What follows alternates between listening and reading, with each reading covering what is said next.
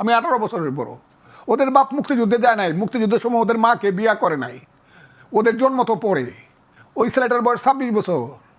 26 বছর না, আমি তো 40 বছর আগে আমি এদেশে এমপি হয়েছি। 40 বছর আগে আমি ফজলুর রহমান এমপি হয়েছি। 54 বছর আগে আমি মুক্তিযোদ্ধা কমান্ডার ছিলাম। 1200 মুক্তিযোদ্ধা আমি কমান্ডার ছিলাম। হাজারে হাজারে মুক্তিযোদ্ধা ফজলুর রহমানের নেতৃত্বে চলছে। আমার নাম শুনলে রাজাকাররা 7 মাইল দূর থেকে দৌড়ায় চলে গেছে। এখন এই ছেলেটা কথা যদি মুক্তিযুদ্ধের কথা যদি এই ছেলেটার মুখ থেকে আমার শুনতে হয়, যে ছেলেটা 500 বা 600 বা 700 ছেলের নেতৃত্ব দিয়ে তাদেরকে হত্যা করায় বলি আর শহীদ করায় বলি 5ই আগস্টে, আর শত শত ছেলেকে আহত করায় বলি 5ই আগস্টে, জাতীয় দিবস পালন করার আগে যে ছেলেগুলা জায়গা কক্সবাজারে আনন্দ ফুর্তি করার জন্য, এদের কথা আমার শুনতে হবে এবং মানতে হবে। এদেরকে একটা গালি আমি দিব না, এদেরকে আমি দিব না। তোরা যে বিমানে যাচ্ছে বেটা 5 স্টার হোটেলে তাহস, বাপের কয় টাকা ছিল? তোদের যে বাড়ি দেখি আমি দেবিদ্বারে, মুরাদনগরে, পঞ্চগড়ে, আরো কমু কোনটা কইতেছেন আপনি? এদের বাড়িঘর ঘর আছে, দোয়ার নাই, মাটিতে বৈশা খাওয়ার জায়গা নাই। এইসব ছেলেপেলেরা 100 টাকার ক্ষমতা ছিল না, এরা 100 কোটি টাকার মালিক হলো কিভাবে? এদের কাছ থেকে আমার মুক্তিযুদ্ধের শিক্ষা নিতে হবে যে 71-এর কথা বেশি কইেন না। আমরা 47ও কমো, 71 কমো, কিন্তু আসলে হলো 24। এরা হলো বেজন্মা। আমি এদেরকে বলি তোরা বাংলাদেশ থেকে যা। সাথে এসে যুক্ত হয়েছেন আজকের অনুষ্ঠানে বিএনপি চেয়ারপারসনের উপদেষ্টা ফজলুর রহমান এবং দৈনিক যুগান্তরের সিনিয়র সহকারী সম্পাদক মাহবুব কামাল, এবং আমি নাজনীন মুন্নি আছি আপনাদের সাথে। অনেক ধন্যবাদ অতিথি যারা আমাদের সাথে এসে যুক্ত হয়েছেন। আমরা এমন একটা প্রশ্নকে নিয়ে আজ এসেছি, কারণ দিনে দিনে এই বিভক্তির জায়গাটা আমরা প্রকট হতে দেখছি। আসলে বিভক্তি প্রকট হচ্ছে নাকি এখানে আসলে রাজনৈতিক একটা বিষয় খেলা করছে, আমরা সেই আলোচনাতে আজকে করতে চাই। আমি শুরু করতে চাই মাহবুব কামালকে সাথে নিয়ে। অনেক ধন্যবাদ, আপনি আমাদের সাথে যুক্ত হয়েছেন। পেছনে একটু পরে যাই, সাম্প্রতিক ঘটনা দিয়ে বরং শুরু করি। 5 আগস্ট যখন আসলে এখানে 24-এর গণঅভ্যুত্থানের বর্ষপূর্তি হচ্ছিল এবং শেখ হাসিনা সরকারের পতনের, তখন ঢাকা বিশ্ববিদ্যালয়ে আমরা একটা অদ্ভুত দৃশ্য দেখলাম, সেটা খুবই আলোচিত সমালোচিত হয়েছে। সেটি হচ্ছে যাদেরকে মানবতা বিরোধী অপরাধের দায়ে ফাঁসি কার্যকর করা হয়েছে, বিচার মুখোমুখি করা হয়েছে, তাদের সবাইকে বিচারিক হত্যাকাণ্ড করা হয়েছে বলে তাদের সবার ছবি সেখানে টানানো হয়েছে, এবং সেটা দেখতে প্রচুর মানুষ যাচ্ছে, ছবি তুলছে, একটা উৎসবের মধ্য করে তারা। এই যে 24-এর বর্ষপূর্তিতে কেন 71-এ যাদেরকে বিচার করা হয়েছিল তাদের প্রসঙ্গটি হঠাৎ আসলো, আপনার কি মনে হয়? দেখেন, আমি একটু আগে ডিবিসিতে বলছিলাম যে আমাদের এখানে এত ফিলোসফার জন্মাইছে, মানে কথা বলা মুশকিল হয়ে গেছে। সবাই ফিলোসফার, এবং প্রত্যেকটা বিষয়কে ফিলোসফাইজ করা, একটা দার্শনিক গিয়ে দেওয়া। সবাই মানে মাহফুজ আলম থেকে শুরু করে সবাই একটা দার্শনিক কথা বলবে আর কি, নানাভাবে। মানে আমরা কিছুই জানি না, আমরা কিছুই মানে বুঝি না, এরকম আর কি। দেখেন, আজকে আমি এই যে বললেন না যে কনফ্রন্টেশন মুক্তিযুদ্ধ এবং 24-এর, আজকে আমি আমাদের অফিসে একটা নিচে এই চায়ের দোকান, সেখানে আমি আলাপ করতেছিলাম, তো ফাইজলামি করতেছিলাম। আমি বললাম আমি এনসিপিকে একটা সাজেশন দিতে চাই। সেটা কেউ বললো কি? আমি বললাম যে আওয়ামী লীগের তো নিবন্ধন বন্ধ হয়েছে, বাতিল করা হয়েছে, তো নৌকা মার্কাও তো আওয়ামী লীগের নাই। এনসিপি যেন নৌকা মার্কা নিয়ে ইলেকশনটা করে, মানে ইলেকশন কমিশনকে বুঝায় টুজায়া করলে হবে কি, গ্রামের অনেক মানুষ যারা নৌকা মার্কাকে মনে করে বঙ্গবন্ধুর দল, তারা ভোট দিবে, এনসিপি জিতে যাবে। হ্যাঁ, তারপরে জেতার পরে বঙ্গবন্ধুকে ছুঁড়ে ফেলে দেবে। কেন মনে হচ্ছে যে নৌকায় জিতে যাবে? সেখানে ওইখানকার মানুষ এখনো নৌকাকেই ভালোবাসে, কেন মনে হচ্ছে এতদিন পর? আপনি গ্রামে যান, গ্রামের একটা অশীতিপর বৃদ্ধ, অশীতিপর একটা নারী, তাকে জিজ্ঞেস করেন, সে বলবে কি জানেন? অশীতিপর, আমি 54 সাল থেকে নৌকা মার্কে ভোট দিই। হ্যাঁ, সে বলবে। এবং মানে এই রাজনীতির ঘোর প্যাঁচ তো তারা বুঝে না, গ্রামের মানুষ এইসব প্রস্তুত ঘোর প্যাঁচ বুঝে না, তারা একটা ধৈরা আছে যেটা সেইটাই। আমরা তো নাগরিকরা মানে এগুলো করতেছি, গ্রামের সাধারণ মানুষ কিন্তু এরকম না। আচ্ছা দেখেন, এই কি বলে যে কেন এই অ্যাবসার্ড ফিলোসফিটা আপনারা পার্সু করতেছেন যে মুক্তিযুদ্ধ থাকবে না বা মুক্তিযুদ্ধের থাকবে না, চিহ্ন থাকবে না? কেন এই অ্যাবসার্ড ফিলোসফি? এটা কি কখনো বাস্তবায়নযোগ্য? দেখেন, মানুষের জীবন কি? মানুষের জীবন হচ্ছে কিছু স্মৃতির সমষ্টি। হ্যাঁ, যেমন আমি আজকে 70-71 বছর, আমার জীবন কি, এই কি করছি না করছি এইসব নিয়ে রাতে বসি। একজন এনসিপির নেতা বা একজন 25 বছরের ছাত্র, তার জীবন কি? সে সারাদিন হইচই করে ইত্যাদি, রাতে কি করে, কি তার কলেজ জীবন, তার স্কুল জীবন, প্রেমের কাহিনী, ব্যর্থ প্রেমের কাহিনী, এগুলি সে ইয়ে করে, মানে আওড়ায় আর কি। এবং স্মৃতি নেই মানে হচ্ছে সে মৃত, সে জড় পদার্থ। তা আপনারা আমাদের স্মৃতি মুছে দিতে চাচ্ছেন? মুক্তিযুদ্ধ তো আমাদের একটা স্মৃতি না, তারা বলছে যে মুক্তিযুদ্ধ থাকবে, কিন্তু সেটা কখনো হাতিয়ার হিসেবে থাকবে না।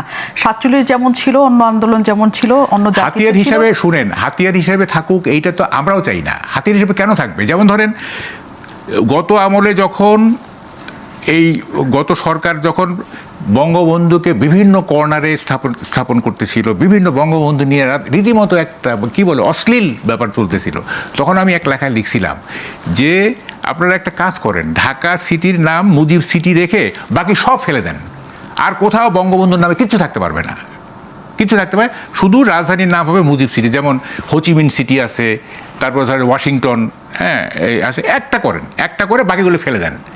তো আমরা তো মুক্তিযুদ্ধকে সেলিং পয়েন্ট করা বা মুক্তিযুদ্ধকে ক্যাশ করা, এটা তো আমরাও চাই না। এটা এটা এটা এটা একটা জঘন্য ব্যাপার। হ্যাঁ, সেটাই তো এনসিপির ওরা চাচ্ছে, সেটাই তো চাচ্ছে।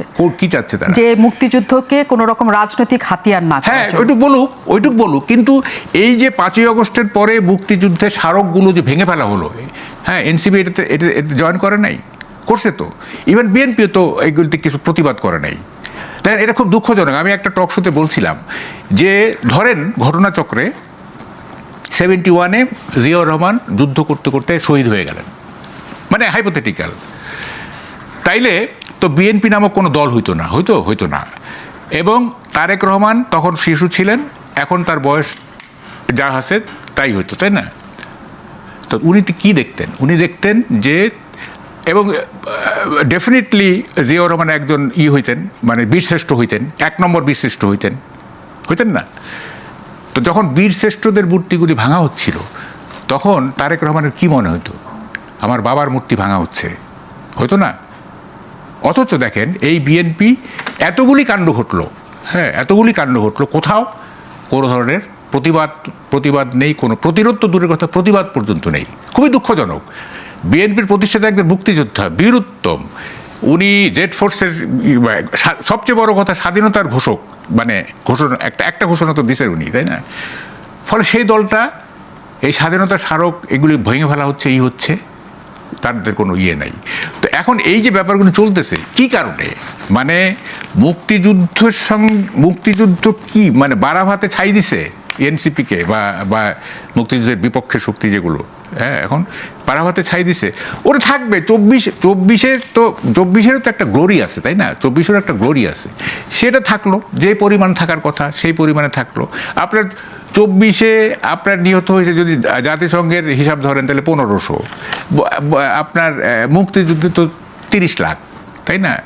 তো ওটা তো আরও গ্লোরিয়াস, তাই না? আরও গ্লোরিয়াস না, আরও নির্যাতন, আরও কত কত কত কিছু হয়েছে। তা আপনি ওই এত বড় গ্লোরিয়াস ঘটনাটাকে আপনি মাইনাস করে, 30 লক্ষকে মাইনাস করে আপনি 1500-কে গ্লোরিফাই করতে। আপনার কাছে আমি প্রশ্ন রেখে যাই, কেন তাহলে মাইনাস করার আপনি বলছেন মাইনাস করার চেষ্টা চলছে, তাহলে মাইনাসটা করে আসলে কি লাভ হবে? আমি আপনার কাছে আসবো। আমি ফজলুর রহমানের কাছে যেতে চাই, বিএনপি চেয়ারপারসনের উপদেষ্টা। অনেক ধন্যবাদ, আপনি আমাদের সাথে যুক্ত হয়েছেন। এখানে মাহবুব কামাল একটা কথা বলেছেন, সেখান থেকে শুরু করি, যে যখন মুক্তিযুদ্ধ সকল কিছু স্মারক ভাঙচুর করা হচ্ছে, সেখানে মুক্তিযুদ্ধ সংশ্লিষ্ট সকল কিছু বিলুপ্ত করে ফেলা হচ্ছে, তখন বিএনপির যে প্রতিবাদটা করার কথা ছিল, বিএনপি সেখানে অংশগ্রহণ করার কথা ছিল না, কিন্তু সবই বিএনপি করেছে। আপনি কিছু বলতে চান কিনা? আপনাকে অসংখ্য ধন্যবাদ। যারা শুনছেন তাদেরকে আমার সালাম। আর কামাল ভাই যিনি এতক্ষণ কথা বলেন, মাহবুব কামাল ভাই, দীর্ঘদিন যাবত ওনাকে আমি জানি এবং চিনি। মেনলি উনি আসবেন, ওনার কথা শোনার জন্যই আমি এসেছি। আমার আজকে 10-12 দিন যাবত শরীরটা ভালো যাচ্ছে না, জ্বর যাচ্ছে, প্রতিদিন জ্বর হয়। তারপর আপনারা দেখেছেন আমি এসেছি। দেখেন, মুক্তিযুদ্ধ যখন বলবেন আপনি আমার কাছে, আমি ওনার সম্পর্কেও জানি। আমি কিন্তু মুক্তিযুদ্ধ 26শে মার্চের মুক্তিযুদ্ধ না, আমি কিন্তু মুক্তিযুদ্ধ 26শে মার্চের অনেক আগে, যেদিন বিএলএফ হয়েছে, বিশেষ করে 69-এর গণঅভ্যুত্থানের পরে বিএলএফ খুব দ্রুত গতিতে চলছিল। সেই বিএলএফের প্রধান যিনি নেতা মেইনলি তার নাম জনাব সিরাজুল আলম খান। উনি আমার লিডার, আমি চিন্তায় কিন্তু উনি ছাত্র রাজনীতি আমার লিডার।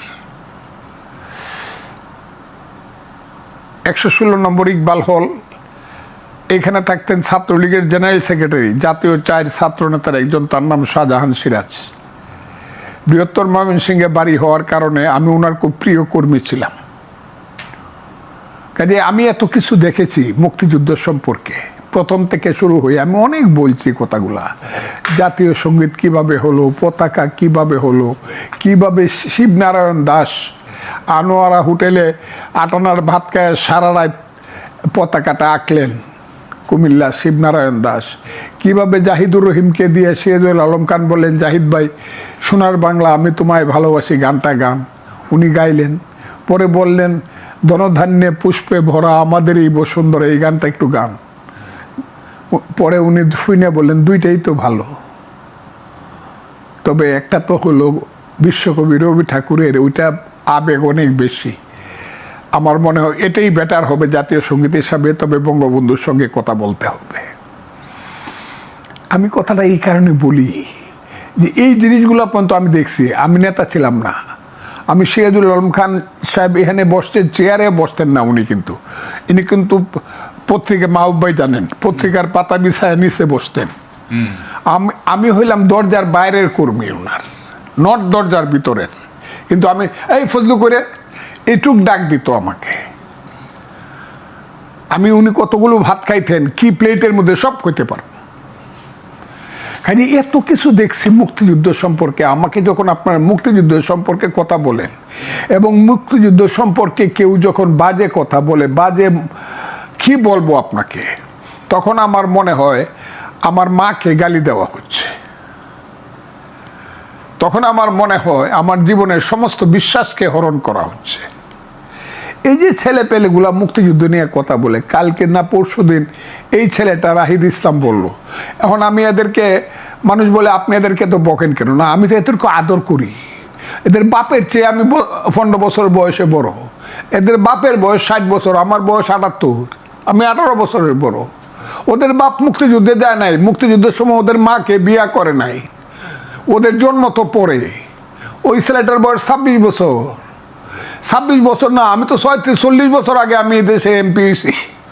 40 বছর আগে আমি ফজলুর রহমান এমপি হয়েছি। 54 বছর আগে আমি মুক্তিযোদ্ধা কমান্ডার ছিলাম, 1200 মুক্তিযোদ্ধা আমি কমান্ডার ছিলাম।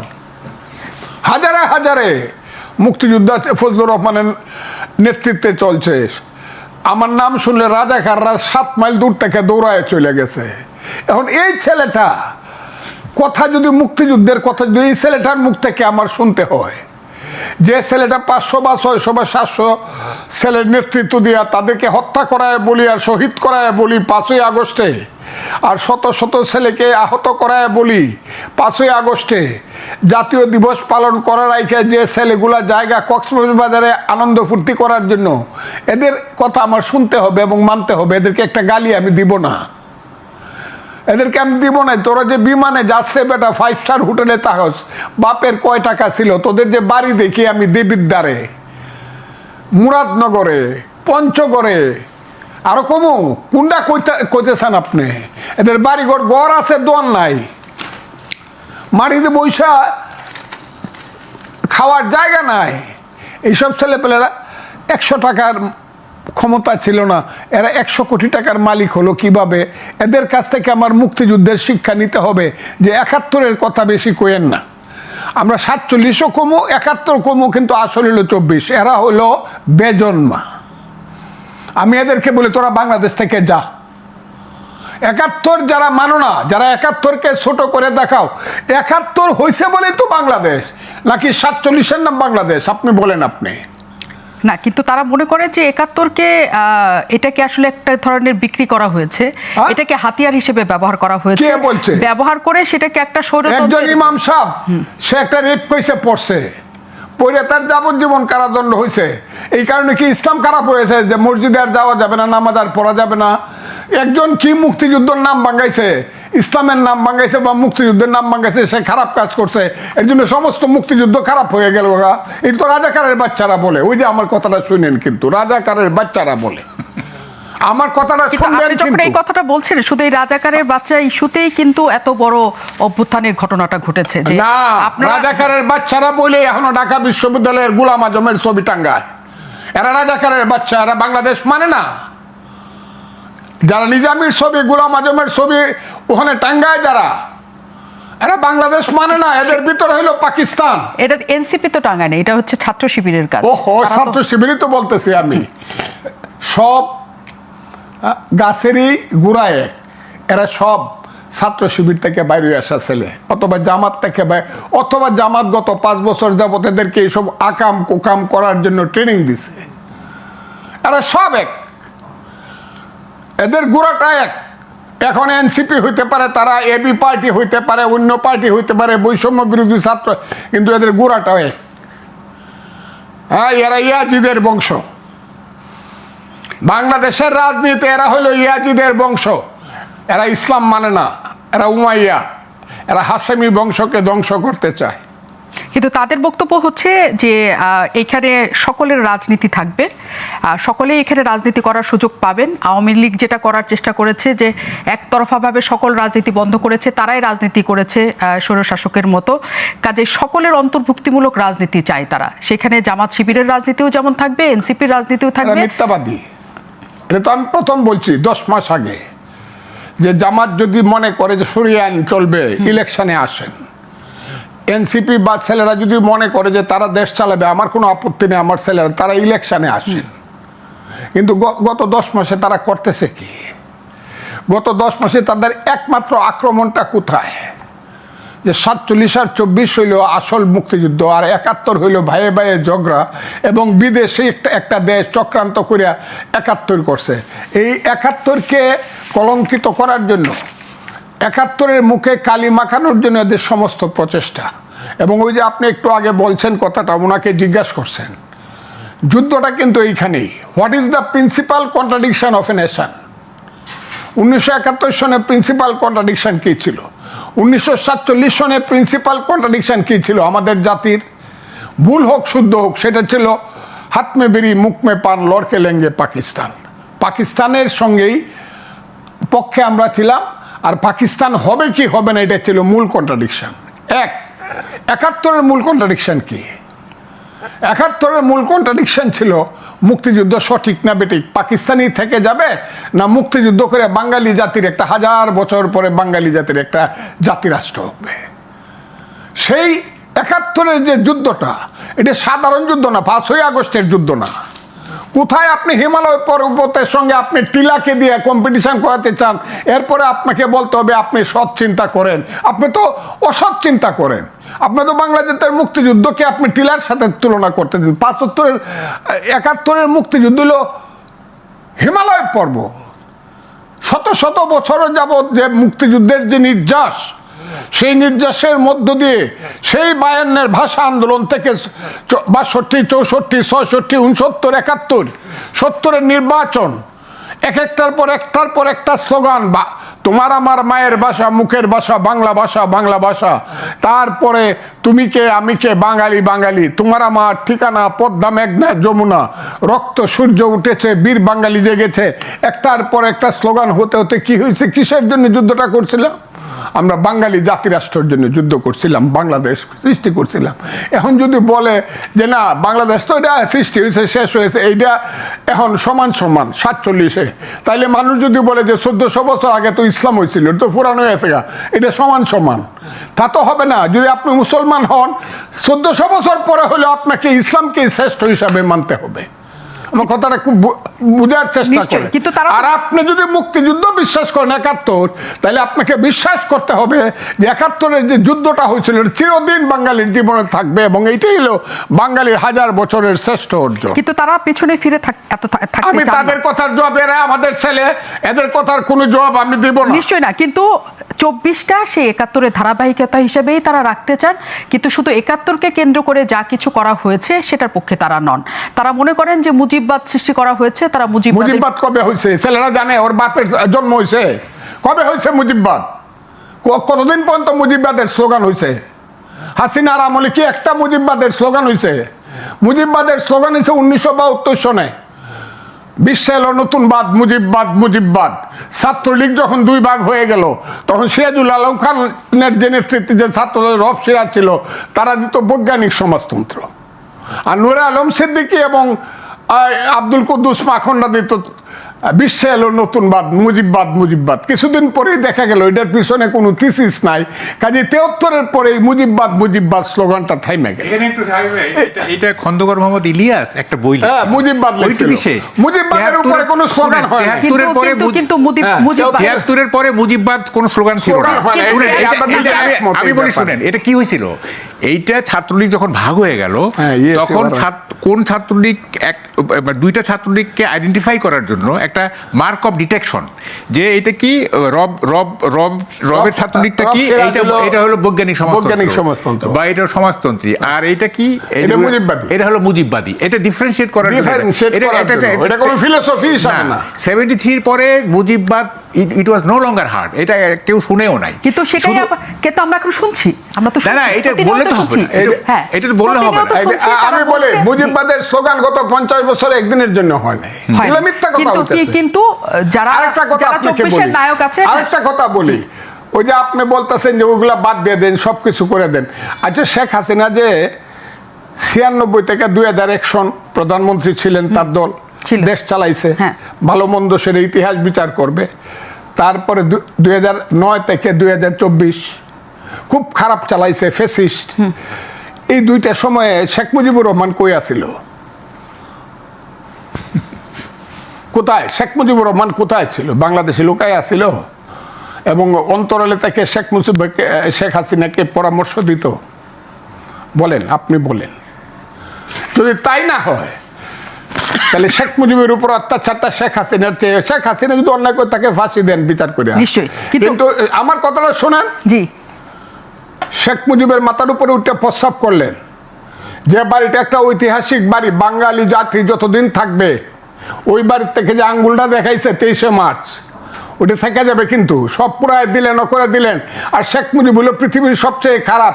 হাসিনার 15 বছরের শাসনই কি শেখ মুজিব কবর থেকে উঠে আসছে তাকে খুব পরামর্শ দিছিল? তাইলে সবটা জেদ হইল শেখ মুজিবের প্রতি। কেন আপনি মুক্তিযুদ্ধ মানেন না? শেখ মুজিব এই খারাপ কাজটা করছিল। এই কথা থেকে আসি যে হ্যাঁ, 72-এর না মানার পেছনে বা 72-এর এই রকম মুখোমুখি দাঁড়া করানোর পেছনে ওটাই ছিল কিনা, যে শেখ মুজিবকে না মানা, নাকি আসলে এটাও ছিল যে শেখ হাসিনার পেছনে এই ধরনের মুজিববাদ বা এই মুক্তিযুদ্ধকে হাতিয়ার হিসেবে ব্যবহার করার জন্য শেখ হাসিনা এই জায়গায় এসছেন? এই তর্কটা এসছে এই কারণে, কারণ 24-এর বর্ষপূর্তিতে আমরা যেসব দৃশ্য দেখেছি এবং গেল 1 বছর যাবৎ যা কিছু হচ্ছে তা কোনোভাবেই দুটোকে সমান্তরালে রাখার মতো হচ্ছে না। কেন এমন হচ্ছে আমরা অতিথিদের কাছ থেকে জানবো, তবে বিরতির পর।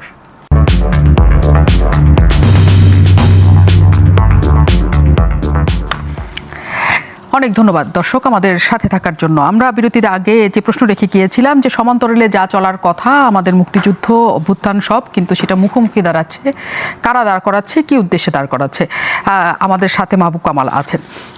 এই প্রশ্নটাই আসলে, যে ধারাবাহিকতা যদি 71-এর 24 হয়, তাহলে তো কখনো মুখোমুখি দাঁড়ানোর কথা না, কিন্তু আমরা মুখোমুখি দেখছি যে কোনোভাবেই হোক।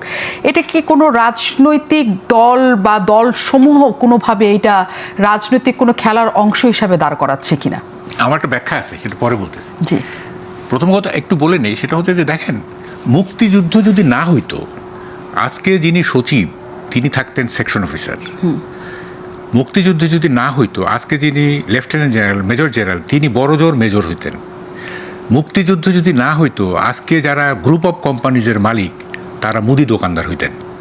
অথচ আমরা মুক্তিযুদ্ধকে এটাকে ডিফেম করার চেষ্টা করতেছি। পারবেন না। দেখেন, পিঠ দিয়ে পাহাড় ঠেলেন না, পারবেন না। আপনি যে প্রশ্নটা করলেন সেটা হলো যে এটার পিছনে কি কারণ। আমরা একটু ব্যাকে যাই। সেটা হলো, এটা হচ্ছে যারা মানে হাসিনা রেজিমকে যারা উৎখাত করছে তাদের ফিলসফিক্যাল ব্যাংক্রাপসি, এই মুক্তিযুদ্ধকে আঘাত করা। এটা কেন আমি আসতেছি পরে। দেখেন, জিয়াউর রহমান যখন ক্ষমতা নিলেন, উনি দল গঠন করার চিন্তা করলেন, তখন উনি তো আর আওয়ামী লীগকে নিতে পারবেন না, তাই না, দলে।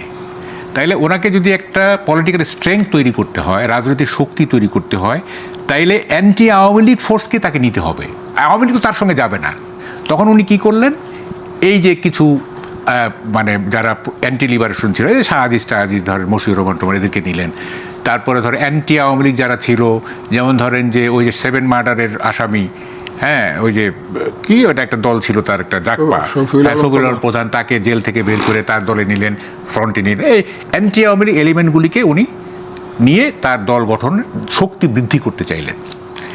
এখন হয়েছে কি, এই যে 24-এর পরে যারা এটা নেতৃত্বে ছিলেন, এনসিপি বলেন আর যারাই হলেন, তারা মানে হাসিনা রেজিমের পলিটিক্সের চাইতে বেটার কোনো পলিটিক্স উদ্ভাবন করতে পারলেন না। মানে তাদের সেই যোগ্যতাই নাই, তাদের এটা ফিলোসফিক্যাল ব্যাংক্রাপসি। বেটার পলিটিক্সটা তাদেরকে যে উদ্ভাবন করে এটাকে মানে কি বলে যে রিপ্লেস করবেন, এটাকে প্রতিস্থাপন করবেন, সেই মেধা তাদের নাই, সেই যোগ্যতা তাদের নাই। তখন কি করলেন, একটা ইজি সলিউশনটা কি, এই মুক্তিযুদ্ধকে আঘাত করতে হবে এবং তাইলেই আওয়ামী রাজনীতি শেষ হয়ে যাবে, ফলে আমরা একটা শক্তি হিসেবে দাঁড় হব। এইটা যদি তারা মানে শেখ হাসিনার যে রাজনীতি, সেইটার বিকল্প একটা উন্নত রাজনীতি যদি ওরা বের করতে পারত, তাইলে কিন্তু আর মুক্তিযুদ্ধকে আঘাত করতো না। হ্যাঁ, তাহলে আঘাত করতো না, তাহলে ওইটা দিয়েই তো তারা রাজনীতি করতে পারতো। ওইটা তো পারলো না এবং এটা এই যোগ্যতাই নাই। ফলে তারা আঘাত করলো কি, মুক্তিযুদ্ধকে। তাহলে কেন আঘাত করলো, যে আওয়ামী লীগ রিপ্রেজেন্টস মুক্তিযুদ্ধ, আওয়ামী লীগ মুক্তিযুদ্ধকে প্রতিনিধিত্ব করে। তাইলে মুক্তিযুদ্ধকে যদি ডিফেম করা যায়, তাকে যদি নিশ্চিহ্ন করে, তাহলে আওয়ামী লীগ নিশ্চিহ্ন হয়ে যাবে। এটা চেইন ইফেক্টে। ফলে ওই সোজা পথটা বেছে নিছে। হ্যাঁ, তারা যদি কঠিন পথ বেছে নেওয়ার মতো যোগ্যতা থাকে। এটা কি খুব সরল একটা মত হচ্ছে না, যে আওয়ামী লীগকে বিলুপ্ত করলে, মুক্তিযুদ্ধকে বিলুপ্ত করলে আওয়ামী লীগ বিলুপ্ত হবে? কারণ এই দেশের প্রতিটা মানুষই তো মুক্তিযুদ্ধ ধারণ করে। সেখানে আবার যারা মুক্তিযুদ্ধ ধারণ করে তারা তো সবাই যে আওয়ামী লীগ করে এমনও না। না, আপনি তো বলতেছেন যে রিয়ালিটিটা, মানে ন্যারেটিভটা কি? ন্যারেটিভটা হলো যে আওয়ামী লীগ মুক্তিযুদ্ধের নেতৃত্ব দিয়েছে, বঙ্গবন্ধু নেতৃত্ব দিয়েছে, আওয়ামী লীগ নেতৃত্ব দিয়েছে। সুতরাং এরকম একটা ন্যারেটিভ মানে তারা ধরে নেয় যে মুক্তিযুদ্ধটা হচ্ছে আওয়ামী লীগের সোল এজেন্ট, মানে সোল অ্যাসেট, তাদের নিজস্ব সম্পত্তি এটা। হ্যাঁ, আর বাকি যারা আছে তারা হচ্ছে মানে মুক্তিযুদ্ধ হলেও, মানে মুক্তিযুদ্ধের পক্ষের শক্তি হইলেও তারা কোনো মানে সংগঠিত শক্তি না, তারা ডিসঅর্গানাইজড। হ্যাঁ, তারা অসংগঠিত। সংগঠিত রূপটা হচ্ছে মুক্তিযুদ্ধের ম্যানিফেস্টেশনটা হচ্ছে আওয়ামী লীগ, সংগঠিত।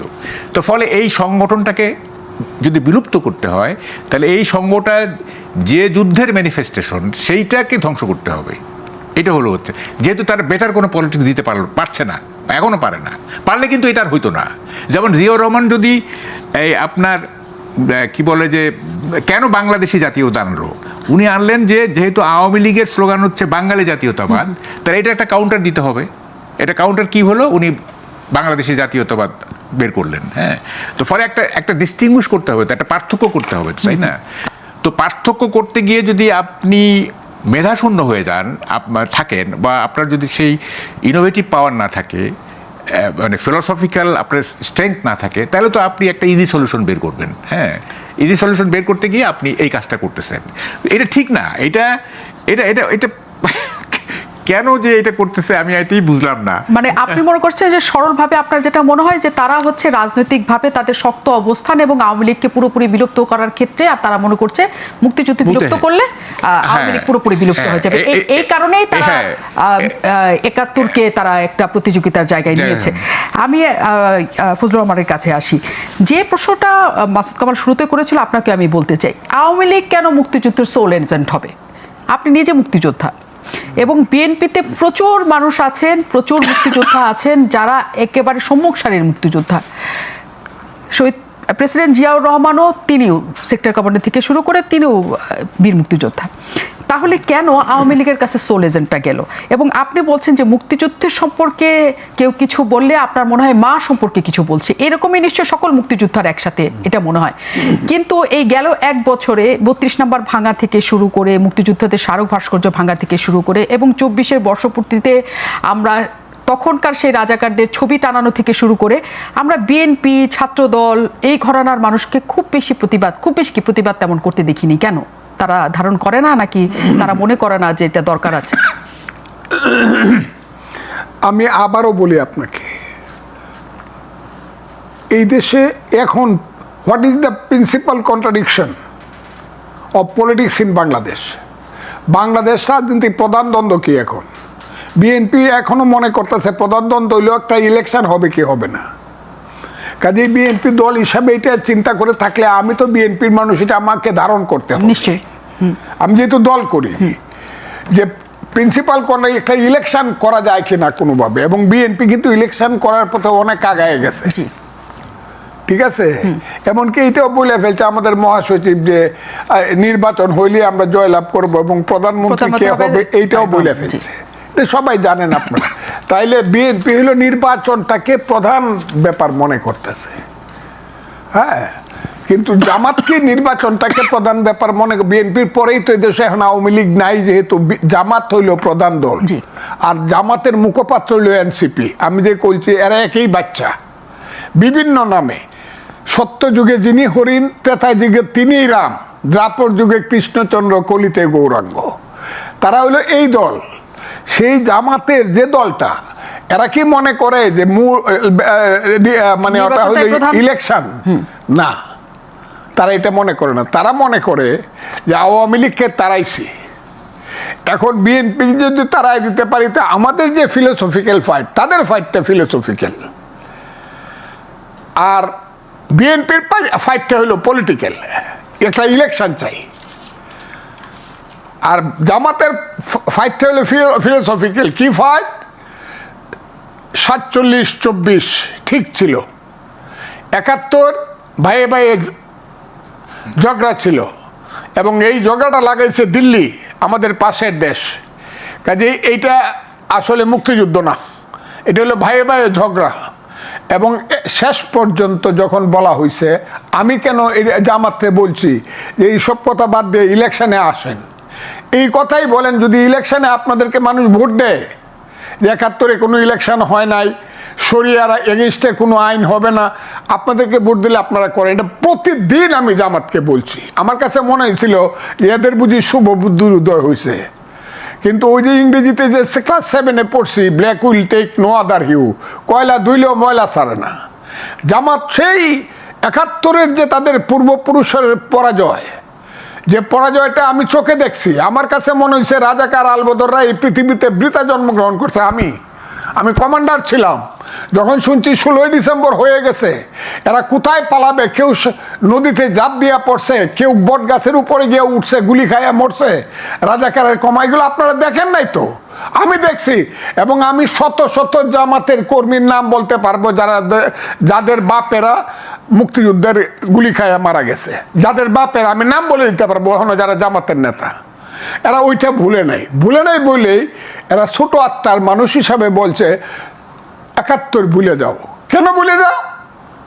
যারা অস্ত্র হাতে নিয়েছিল তারা আল্লাহর কাছে মাপ চাও। আমার কথাটা সত্য না মিথ্যা আপনি দেখেন, তারা লেখছে মাপ চাও, ক্ষমা চাও। অস্ত্র হাতে নিয়ে যারা যুদ্ধ করছিল, সেই দিন থেকে আমি মনে করছি যে এই দেশ থাকুক, যদি মনে করি মুক্তিযুদ্ধের পক্ষে থাকুক, আর আমি যদি বেঁচে থাকি, জয় অথবা মৃত্যু সংসপ্তকের ভূমিকা পালন করব। ওই যে আপনারা একটু আগে বলেন Fazlur Rahman is the champion, আমি প্রথম বাংলাদেশে বলছি, এই রাজাকারের বাচ্চারা এখনো কিন্তু জীবিত আছে মুক্তিযোদ্ধারা, মুক্তিযুদ্ধ কিন্তু ধ্বংস করতে পারবে না, যুদ্ধ করে দেখতে পারোস। এবং এখনো অবস্থাটা এরকম হয়েছে। আপনাকে বলি, বাংলাদেশে জামাতের পাওয়ার এখনো অনেক বেশি, কারণ ব্যাংক তাদের, ইন্স্যুরেন্স কোম্পানি তাদের, হসপিটাল তাদের, শত শত কোটি টাকা তাদের, হাউজিং ব্যবসা তাদের, শিবিরের মতো একটা ক্যাডার ভিত্তিক দল তাদের, যারা ঢাকা বিশ্ববিদ্যালয় দখল করে রাখছে, তাদের শক্তি আছে। কিন্তু তাদের শক্তি আছে, ইট ইজ লিমিটেড।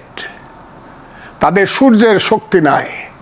সূর্য হলো মুক্তিযুদ্ধ, সারা বাংলাদেশের শক্তি হলো মুক্তিযুদ্ধ। কিন্তু তারা এখন আমি আপনাকে বলে লই, সারা বাংলাদেশের শক্তি হলো মুক্তিযুদ্ধের। দেখতে পারেন, আমি দুইভাবে দেখাইতে চাই। আমি বলবো সিলেট একটা জেলা, সিলেটে সবচেয়ে বেশি অলিয়া উলিয়া গাউস কুতুব দরবেশেরা হযরত শাহজালাল শাহপরানের নেতৃত্বে ইসলাম প্রচার করছে প্রথম। কথাটা তো ঠিক।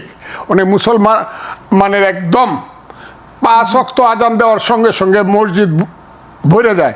আমি চ্যালেঞ্জ করলাম, সিলেটে 19টা সিট আছে, 19টা সিটের মধ্যে একটা সিটে জামাত ইসলাম যদি পাস করে আমি পলিটিক্স ছেড়ে দেব। কিন্তু আমি এই প্রশ্ন আমার এই কারণে তারা ইলেকশন করতে চায় না, না করে তারা চক্রান্ত করে আগে মুক্তিযুদ্ধটাকে ধ্বংস করতে চায়, তারপরে তারা তাদের ওই যে আফগান রাজনীতি, ইরান রাজনীতি, ওইটাকে তারা কিন্তু এখানে আপনি কি মনে করেন হ্যাঁ মুক্তিযুদ্ধের পক্ষে বা মুক্তিযুদ্ধের শক্তি কোনোভাবে এখান থেকে ইয়ে করা যাবে না, কিন্তু 24 তারিখে যা কিছু 24-এ যা কিছু হয়েছে জুলাই অভ্যুত্থান, সেখানে যে অবস্থাটা তৈরি হয়েছে মুক্তিযুদ্ধের পক্ষের শক্তি আওয়ামী লীগ এবং তার কাছাকাছি যেসব শক্তি আছে তাদের তো আমরা একই অবস্থা দেখেছি, তাদেরকে চলে যেতে হয়েছে এবং যে পরিস্থিতিটা তৈরি হয়েছিল সেটা কি হার মনে করেন কিনা আপনি এদের কাছে? আমি বিরতির পর ফিরছি, আমি প্রশ্নটা আমি বোঝাতে পারবো, আরো বিরতির পর ফিরছি।